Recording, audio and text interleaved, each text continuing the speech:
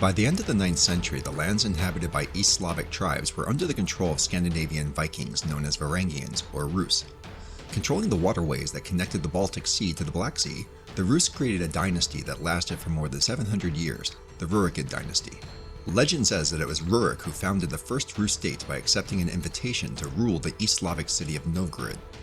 But perhaps the most important decision ever made by any Rus ruler was the choice in the year 988 by Vladimir the Great to accept a monotheistic faith on behalf of his subjects.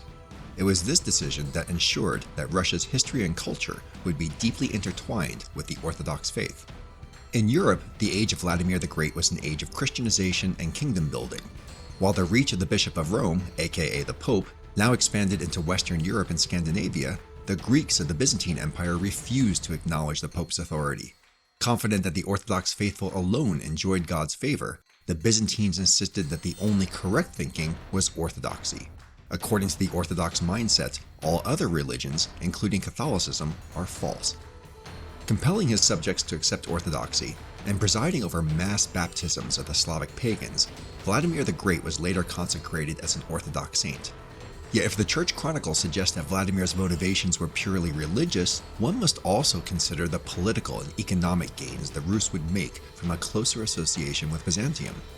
Not only would the Rus prince marry a daughter of the powerful Byzantine emperor, but Rus would also come to enjoy closer economic links with Constantinople.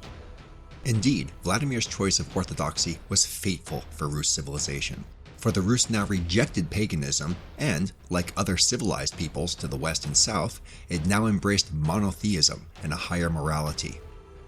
This is demonstrated by the law code given by Vladimir's son Yaroslav the Wise in the 11th century.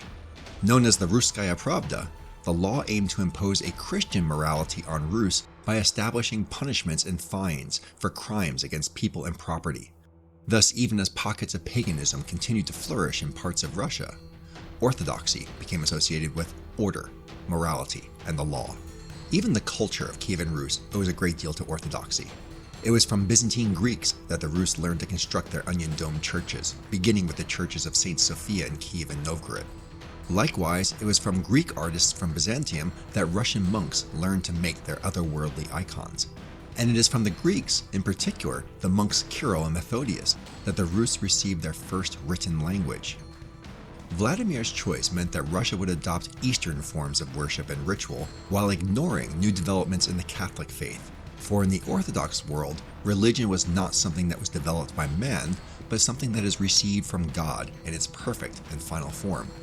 By the year 1054, the distrust between Catholicism and Orthodoxy was so great that there was a schism, or split, in the church that is not healed to this very day.